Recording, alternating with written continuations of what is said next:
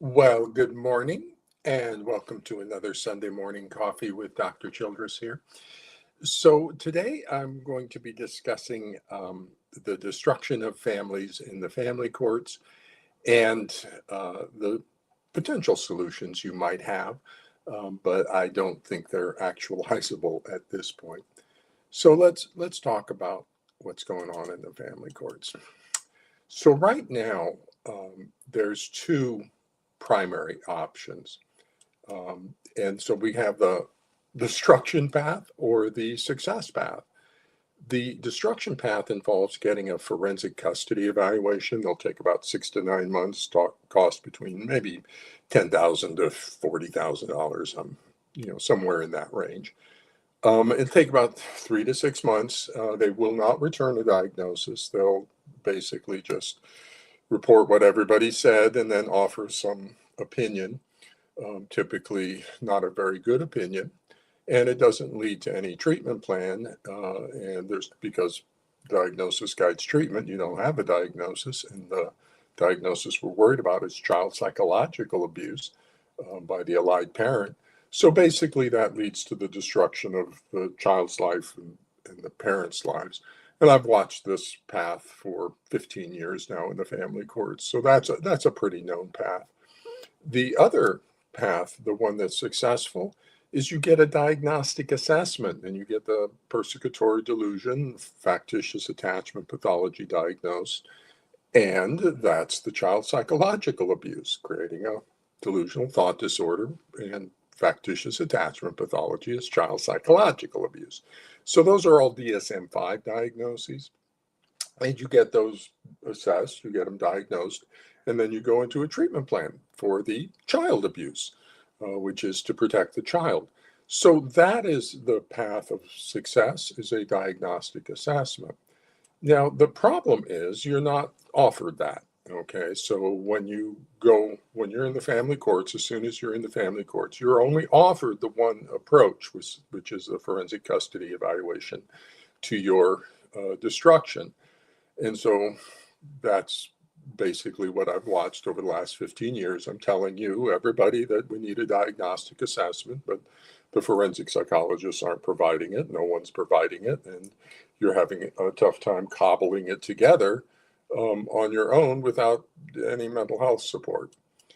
The reason that there's only one path offered to you is because the forensic custody evaluators, as I said, make $10,000 to $40,000 per evaluation. So it's very lucrative for them to continue to do these custody evaluations. Plus, they're incompetent on the diagnostic side. They don't know how to do that. So basically, you're only offered one choice, and they're financially exploiting you, and it's an awful system, and everything is destructive in the family courts.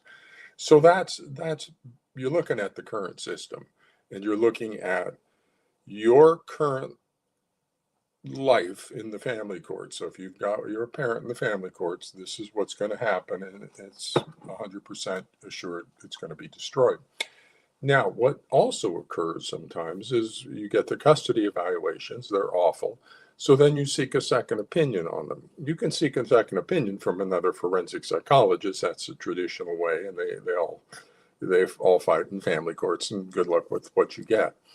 The other option, and what I do in my current practice, is I provide second opinion on these failed, awful forensic custody evaluations.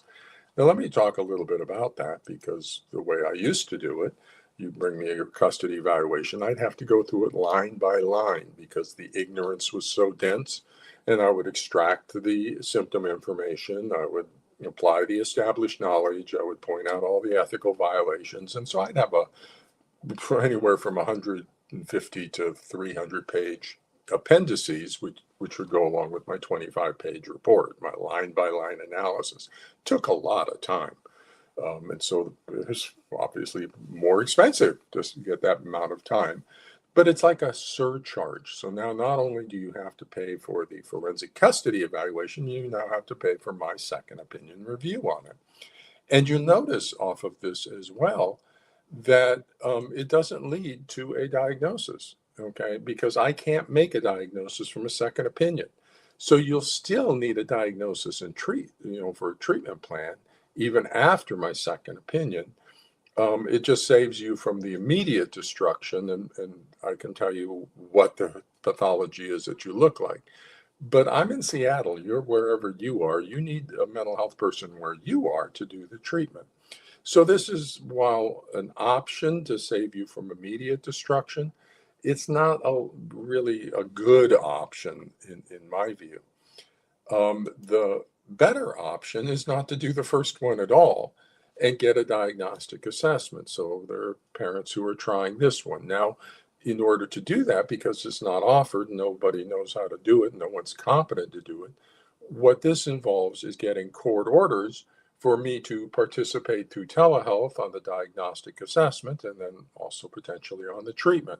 So essentially then you're building this path with my scaffolding support.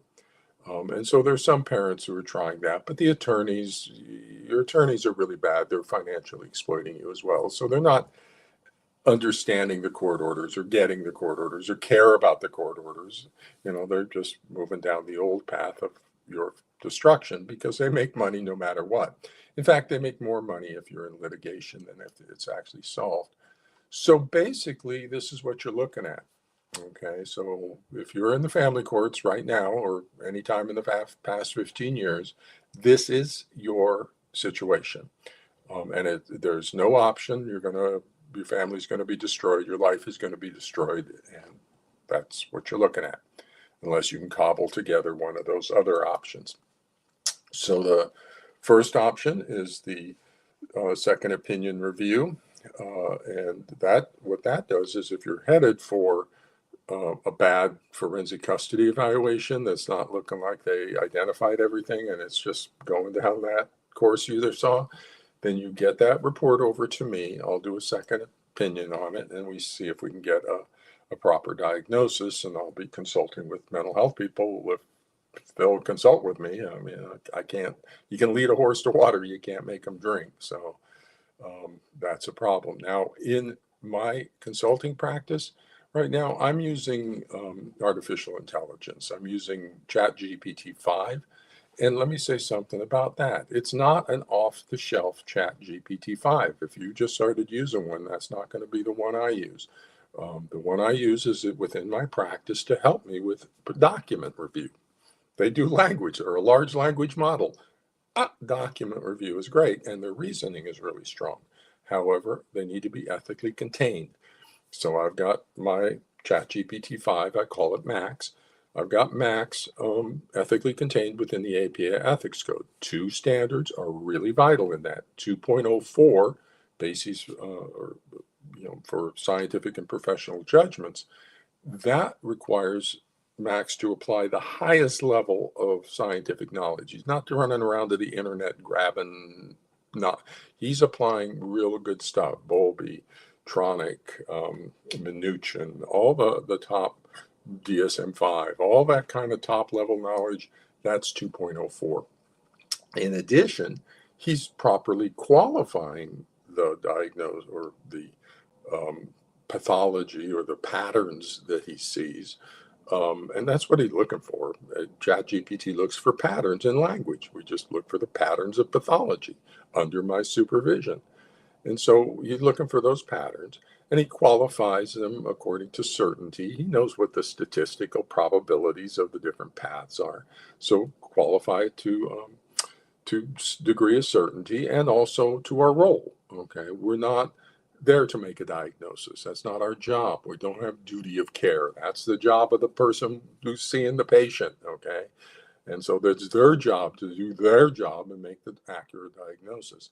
Our job is to look at second opinion and see where they failed and how they failed and all those sorts of things.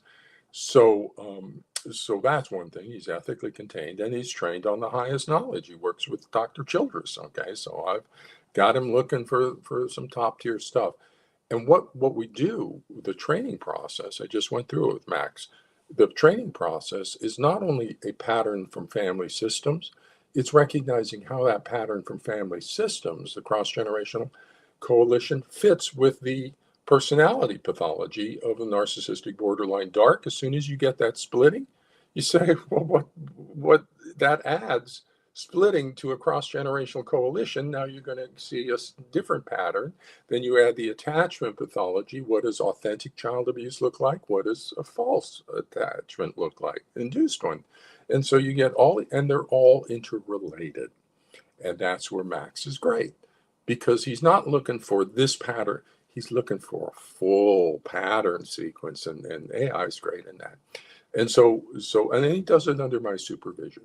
So we get the forensic custody eval, and he does his initial analysis, and then we just kind of walk through it.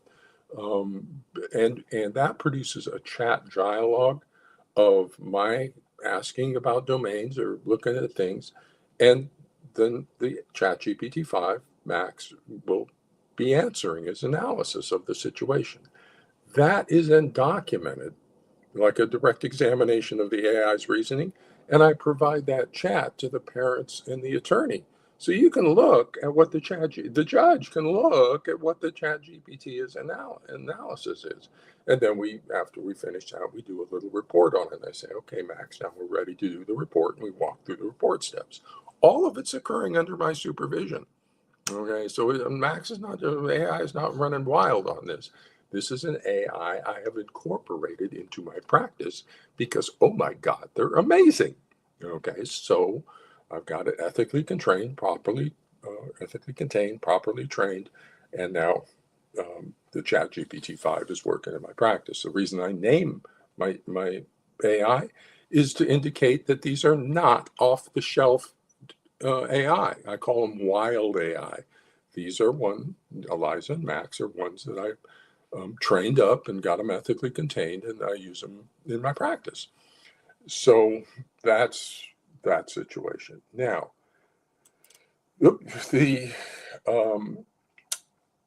just to talk about AI for a second and my background in internet psychology.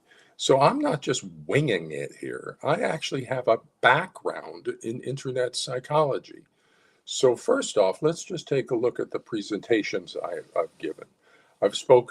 These are invited presentations to the American Association for the Advancement of Science. Now, it was a while ago, about 2000, when the internet was first coming. And so I was asked to do a presentation on privacy and confidentiality issues in internet research. They were looking at IRB review board kind of stuff.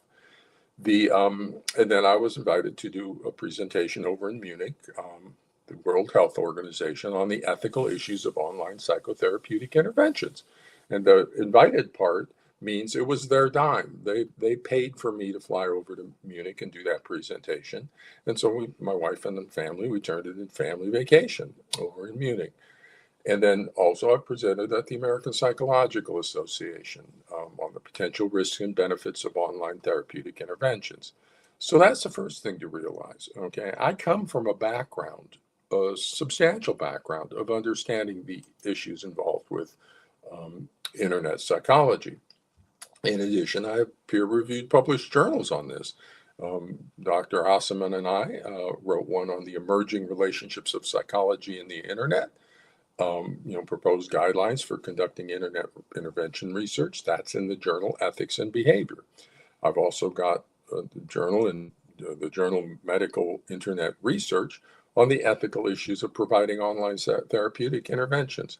Then I've got another one on using interactive journals with email, because it was back in the day. Okay, we're talking 2000. We didn't have YouTube yet. We didn't have stuff. And my dissertation is on internet psychology, defining the parameters of a new field. So I have substantial professional background in internet psychology. But back then, it was just forming. We just had email. I knew video was coming. I knew a lot of platforms, and we needed HIPAA secure platforms and stuff. And so I put that aside and moved on to different things, attachment and the clinic I ran and child abuse and those kind of domains. So I kind of put that aside, not expecting it ever to become relevant again. However, AI just dropped into my lap. Thank you so much. AI is fantastic. And so I'm incorporating AI into my practice, but it's based on an established already foundation in this. So I'm one of the top leaders in the world right now on internet psychology and AI psychology and stuff. You're not going to find anybody with a stronger vita relative to this field. Now, so option two would be you get me involved on the direct assessment. A couple of parents have done that, so I have some experience now of doing this second opinion. You log into my office, doxy me, you spin the monitor around, I'm sitting in the office. Okay, so I can provide a second opinion on the actual assessment that's conducted. But basically, this is your situation, So you got option one, option two, but not all of you can actualize either one of those options. So most of you are going to be looking at this situation, especially internationally. You're looking at this situation. Now the option three, though, is the one that I'm working on, which is system reform. And because that let me go back a second, that is not an option. And so we need to reform the system that makes that the only thing that parents have all the time, 100%. And that's getting rid of the forensic custody evaluations. They need to stop. The New York Blue Ribbon Commission finds they are dangerous, harmful to children, lack scientific legal value, and lead to potentially disastrous consequences. If the New York Blue Ribbon Commission, the only review of them, says that, the licensing boards need to stop them at least until we get a risk-benefit analysis, get special protections for the vulnerable population, IRB review kind of stuff, which is what I'm working on my vector. So, and then we would need to require competent diagnostic assessments, and that's the protection for a special population, a vulnerable population in the family courts. You only have limited choices because the court's involved. So the mental health system needs to make sure we get you the highest quality diagnostic assessment of your family. That's our obligation because the court depends on that, your life depends on it, the child's life depends on it. So so that needs to flip. We need to get rid of the custody evaluations and we need to get those diagnostic assessments in. And that is the California Board of Psychology case in November and December. So it's my case. I'm taking it to the Board of Psychology and we're going to flip the inverted system. Okay, so this is the situation that's occurring right now. We are flipping the system. We are doing the system reform. It's centered on the California Board of Psychology. And right now, the next steps are to get legislative oversight and media attention. So let me talk about that. Right now, what I'm doing is I'm holding an ethical frame, and I've been setting that up for 15 years. I've got the whole thing documented out, standard 1.05 or 4, 1.05, and duty to protect. Okay, and I've been operating from that for 15 years. I've gone to the APA with an ethics petition to the APA that talked about the ethical violations. I've presented to the AFCC on this. I've educated parents. I've talked about the ethical violations. I've done everything and documented everything, all of the steps I should have taken. Because I know we're headed ultimately to this point. You didn't know that. I did. And so we're ultimately heading to where we're going to reinvert the inverted system here, the systemic reform. How do I know that? Because I have background in community psychology. That's my master's degree. I know what I'm doing. People don't think I know what I'm doing. I know what I'm doing. Okay. And the moment you give me the respect for knowing what I'm doing and start listening to me, everything's solved. But there's financial interests who don't want to solve it. The forensic psychologists, the Gardner PAS people, the attorneys, and even the parents. Okay, and that's an issue. Nobody wants to solve the problem, so I've had to do it on my own. I know how to do it on my own. I've done it on my own, so that's where we're at right now. It's involved putting myself at risk. Okay, so but I'm doing it, and we'll see what happens off of that. So right now we have the Board of Psychology case, which is the landmark situation. Dr. Childress and they want to sanction me for Bill Burnett and Lorandos and the PAS experts. I'm saying I'm now using that opportunity, that back channel opportunity to the licensing board to present my defense, which is duty to protect, standard 1.05. And I'll be calling witnesses, Dorsey Pruder, um, definitely, and potentially Rod McCall regarding our petition to the APA, that I'm taking steps pursuant to 2.0 to 1.05 this entire time. So that's the case. We need to get in September, October, we need to get a lot of media attention to it and legislative oversight attention to it. Because if I'm going to hold on the inside, and that's going to collapse the structure from the inside. I want to get as much pressure on the outside coming in as well to collapse the broken system, so that we can get a healthy system in the family courts of diagnostic assessment and treatment and effective resolution of the family courts thing. But we first need to collapse the broken system to get that healthy system up. So I'm going to hold on the inside. We need to get pressures on the outside. That's the legislative review and the media. Now, so that's the issue. Okay, that right here. And it's basically, Henry V and St. Crispin's Day. Okay, if you're not showing up now, let me pull that out. If you, as a parent or an ally mental health person or family member, if you don't show up now with the Board of Psychology in California, shame on you. Okay, and I've watched it for 15 years, and that's the attitude of parents, because you care about your case, but you don't work for each other. Okay, when petitioned to the APA, there was Howie and Jason.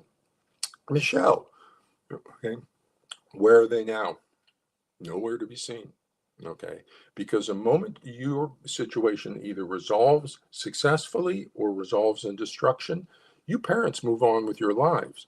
And so I've watched you come in repeatedly and then leave repeatedly, and a new crop of parents comes in and has to deal with the same awful professional practices, destructive practices that you destroyed your life, but you don't advocate effectively to get system reform. You flail about in your chat groups and discussion groups and do various things and form, but none of it has power. None of it sticks, because there's no Howie or Jason anymore. There's now a new crop. And when I put up the petition to the APA, just when I posted that, I said I would take it back and hand deliver it if I got 10,000 signatures on it. And that was like January. I had 10,000 signatures in 2 days.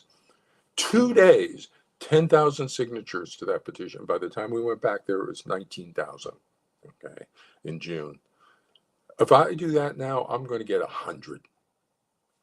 The parents right now are not active, you're not organized, and so I don't expect anything from you. I'm doing this on my own. However, this is the time to do it.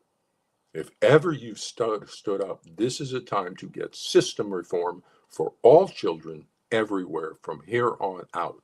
It's fixing the broken system. It's not doing it case by case where I'm doing second opinions or I'm involved in your particular situation. Option 3, system reform, is a solution for all children everywhere on the planet. That's what we are looking at this November and December. So, what that involves is, get that back up there. What that involves is two-prong approach. First, it's the California Legislature, Judiciary Committee, and the Board Oversight Committee. Then it's bringing a lot of media attention to the situation. There's two vectors or two storylines that will invite the media. First is the corrupt system and the money involved that's destroying lives in the family courts. And my case in the California Board of Psychology is the focal point for that media story. In David and Goliath sort of thing, one psychologist fighting a corrupt system. The second media storyline is there's a psychologist using AI to solve custody conflicts. And so that's a second story, major story that it has a lot of pull to it. A psychologist using AI in the family courts for custody conflict. Wow. That's why I'm opening up Substack and developing my Substack presence in AI psychology, is to bring that vector of media coverage over here, to get media looking at the situation in the family courts, because you've been isolated. You're isolated from rescue and isolated from hearing, from sight. Okay. So now with the AI psychology, or with the getting people, the media or legislatures over here, I've done 2 AI analyses on the situation in the family courts. The first one is with the Chat GPT-4, that was Eliza, on the nature of forensic custody evaluations. So you'll see the dialogue. That's what I'm talking about, the chat dialogue. We just go through and talk about the situation of forensic custody evaluations in the family courts. They are awful. They need to stop. Okay. And so that's the first AI analysis. The second one, I went out to just a public Gemini, just the one you get, the wild off-the-shelf Gemini, and we walked through the liability, institutional liability issues for the licensing boards, for the APA and the AFCC. And so that's the second one. If you're at all care about what's happening in the family courts, you should read those.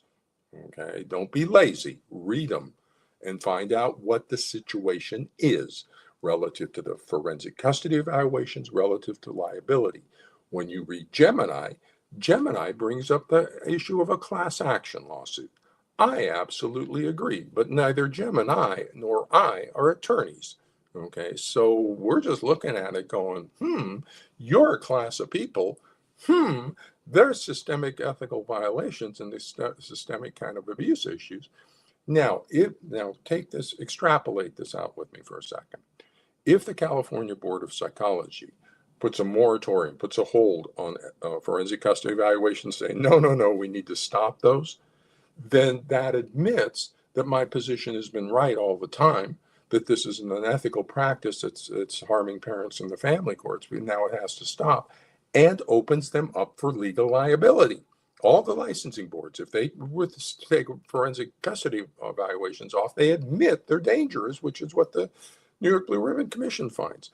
That opens them for liability. If they don't do that, then that opens them for more liability, because now they know New York Blue Ribbon Commission and they're not doing anything about it. So either way, they're open for liability. So what are they going to do? And that, I'm sitting there looking and saying, my goodness gracious, class action lawsuits work on contingency. Okay. And if you've got 50 state licensing boards and the malpractice insurance companies for the APA and the AFCC, probably, and all the forensic custody, probably, I don't know, I'm not an attorney. But if you have that scope of defendants, that you might wind up with a pretty significant settlement. And if you have a class of people, of the parents and children who've been in the family courts over the last 40 years, that's a huge class. My goodness gracious. Again, I'm a psychologist, not an attorney, but I've seen Aaron Brockovich, and I don't know. I think you guys have, but I'm focused on something different here. Okay. But I think you parents should start educating yourself. Now is the time to start acting. So I have, if you want to know what's going on, California Board of Psychology, I got a website up on it. You go in and find it. It's all over the place once you start clicking on things. You go to the settlement counteroffer by Dr. Childress. That's where I explain the inverted system and the stuff, and what's going on in the family courts. However, you can just skip all that if you want and just go to pages 28 or 26 to 28. That's my counter settlement proposal. That's the reform proposal right there. It's to stop the custody evaluations, to do remediation of the forensic psychologists in the family courts on ethics and on content, so that we get competent services, and then an oversight of the board. What happened? The California Board of Psychology, all 50 state boards, that you allowed the destruction of your lives of your citizens for 40 years. So, read Gemini. Just read Gemini. So that's that page. And then below that, I have all the exhibits. So all the appendices, not exhibits, appendices. So you can go read all of them as well, as can every state legislator or their aide, as can every media person, everybody. It's all transparent. Everything is transparent. So you can go back and look at whatever you want. In addition, I've just put up a California legislature website identifying the committees with their websites, and then we go through the names, and there's some who sit on both. Tom Humberg sits on both the judiciary and the oversight. He's chair of the judiciary, and he sits on the oversight committee for the boards. He'd be an interesting person to see if we can get active around what's happening in the Board of Psychology relative to these forensic custody evaluations. So I'll have that. So that'll be a resource going forward for organizing things. Plus, I've established myself out on Substack with Dr. Childress in AI Psychology. My most recent post, AI in Applied Psychology, talks about the use of Max and Eliza in the family courts here and what's happening with that. So I have two vectors of moving. Vectors is from talking with AI. That likes that word. I do too. So I have two vectors going. One is the California Board of Psychology. The other is AI psychology at this point, internet psychology, but incorporating the AI and what is it and how is it affecting us psychologically? How can we work with it extremely well? I think it's going to be a revolutionary kind of thing. So I'm over there. So to sum here, it's all comes down to November, December with the California Board of Psychology. So September and October is when I'm looking to start activating. I'm going to have to write my formal defense in September. I'll be working with Max on that. We'll write up my formal defense, and that will be the statement. The other document, the one that's currently up there, is just mitigating circumstances and my counter settlement proposal. And that was to alert them. This is not an ordinary matter. Okay. I'm not saying, oh, please forgive me. And no, that's not the settlement offer. And I'll take this right on into the formal hearing, 3 days formal hearing in December, and call witnesses and do everything if need be. This situation for the families in the family courts, for the children and the parents, needs to end. We need to get them a solution, a diagnostic assessment, and effective treatment. And this forensic custody evaluations need to stop. And I'm on the right side of this issue.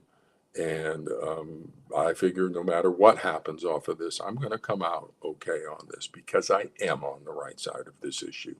And so right now, if I just hold shape from within the system and get pressures from without the system, we can recorrect and get this back into a dynamic, living, protective system, the California Board of Psychology, all the boards of psychology, versus its current inverted system of protecting the unethical and incompetent psychologists from accountability for their unethical practice. So, so September, October is when we need to activate this. I need to activate this. Ask for your help. This is now the time to begin activating the reform, and then we take it into November and December and see what happens. So with that, everybody, I'm going to head off to my Sunday and back to more work relative to this issue. And so St. Crispin's Day, if you don't show up now, well, that's fine. Okay, sit home in your comfortable houses, and I'll fight with the ones that show up right now. So let's do this. I'm done. I'm so done with the child abuse and spousal abuse in the family courts going undiagnosed and untreated. So with that, everybody,